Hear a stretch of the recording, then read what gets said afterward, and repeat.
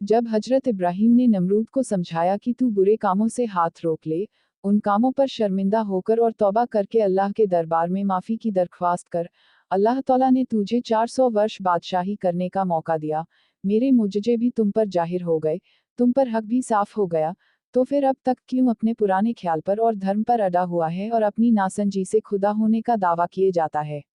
अब इतना समझ ले कि तुम सीधे रास्ते पर न चले, तुम्हें अपने माल दौलत और फौज सिपाही पर घमंड है, तो अल्लाह की ताकत का तुम्हें अंदाजा नहीं, उसके पास तो इतनी ताकत है कि तुम्हारी ताकत उसकी ताकत के किसी हिस्से के बराबर नहीं। नमरूद ने कहा कि मैं तो ऐसा सोच भी नहीं सकता कि मेरे अलावा भी धरती पर कोई दूसरा बादशाह है, जो मुझसे ज्यादा ताकत रखता है। अगर तुम कहते हो कि आसमान के बादशाह की कोई फौज है तो उससे कहो कि वह मेरे ऊपर भेज दे और देखे कि मुकाबले में कौन जीतता है। हजरत इब्राहिम के लिए यह चैलेंज था। उन्होंने फौरन अल्लाह तौला से मदद के लिए हाथ उठा दिए। हजरत इब्राहिम की दुआ के बाद हजरत जिब्रील नाजिल हुए और फरमाया कि नमरूद से कहो कि हमारी फौज आती है, तुम अपनी फौज तैयार रखो और अपनी ताकत आजमा लो। 3 दिन बीत गए। चौथे दिन हजरत इब्राहिम अलैहिस्सलाम अकेले वहां पहुंचे। वे लोग अकेला उनको देखकर पूछने लगे, वह आसमानी फौज कहाँ है? आपने फरमाया, बस अभी तुम्हारे सामने आती है। इतना ही कहा था कि यकायक मच्छरों का इतना बड़ा रेला आया कि सूरज की रोशनी छिप गई, काला बादल सा बिल्कुल छा गया। नमरूद की अक्ल तो जैसे जाती रही। पूरी फौज में एक खौफ सा पैदा हो गया। नमरूद बोला, सायरन बजा दो, शायद कि उसकी तेज आवाज से यह आसमानी फौज हवा हो जाए। लेकिन सायरन की आवाज इस फौज पर हावी कैसे हो सकती थी? जब नमरूद और उसकी फौज ने मच्छरों की आवाज अपने कानों से सुन ली, तो उनके होश जाते रहे, एक घबराहट फैल गई। वे अब दुश्मन फौज से घिर चुके थे, भाग के भी तो नहीं जा सकते थे। एक एक पर लाखों मच्छर लिपट गए, सर से पैर तक वे ऐसा चिमटे की गोश्त की बोटी और खून की एक बूंद तक उसके बदन पे न छोड़ी। गश खाकर फौज गिरने लगी। हजारों इंसान, जानवर अपनी भी न बचा सके।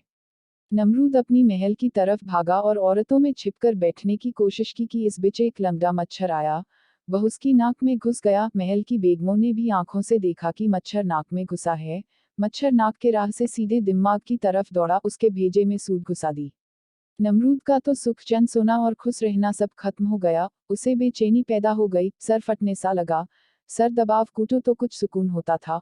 उसके बाद वैसे का ही वैसा, जो भी उसकी मजलिस में आता तो जमीनबोसी के बदले उसके सर पर धौल लगाता। इस तरह नमरूद को खुदा के गजब ने जकड़ लिया। 40 दिन के बाद वह इसी दर्द की वजह से हलाक हुआ।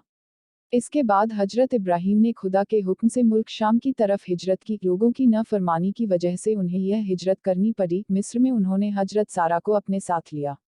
लोगों ने मिस्र के हाकिम को खबर दी कि हजरत सारा बहुत हसीन व जमील हैं और अपने हुस्न व जमाल में यकता और बेमिसाल हैं। मिस्र के बादशाह ने हजरत इब्राहिम से पूछा कि मैं इस औरत को हासिल करना चाहता हूँ, तेरा इस औरत से क्या रिश्ता है? हजरत इब्राहिम ने सोचा कि अगर मैं कहता हूँ कि यह मेरी बीबी है तो वह मुझे मारना चाहेगा, इसलिए हजरत इब्राहिम ने फरमाया, यह मेरी बहन है। दियन के रिश्ते से इस तरह उनकी जान बची। उस मर्दूद ने हजरत सारा को अपने सामने बुलाया तो उन्हें देखते ही उसके होश गुम हो गए। उस बेअदब ने उनकी तरफ हाथ बढ़ाना चाहा तो हजरत सारा की दुआ से उसके दोनों हाथ शल हो गए और दर्द की वजह से उसका सारा जिस्म बेकल हो गया। उसने कहा, ए औरत, मुझ पर यह क्या जादू कर दिया? हजरत सारा ने फरमाया, तेरी बदनीयत की वजह से खुदा ने तुझे सजा दी है। उस मलऊन ने कहा, अगर मैं तेरी दुआ से तंदुरुस्त हो गया तो हरगिज तुझ पर बदनीयती से हाथ न डालूंगा। हजरत सारा ने खुदा की बारगाह में दुआ की, खुदा ने उसको अच्छा कर दिया, लेकिन उसकी नीयत फिर खराब हो गई। खुदा ने उसके दोनों हाथ अपाहिज कर दिए। वह बड़ी मिन्नत से गिगीडाने लगा।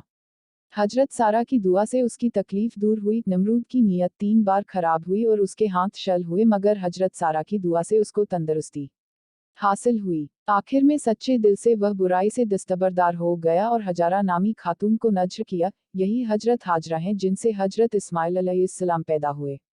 वहां से हजरत इब्राहिम ने मुल्क शाम का इरादा किया और फलस्तीन में दमिश्क के इलाके में किया।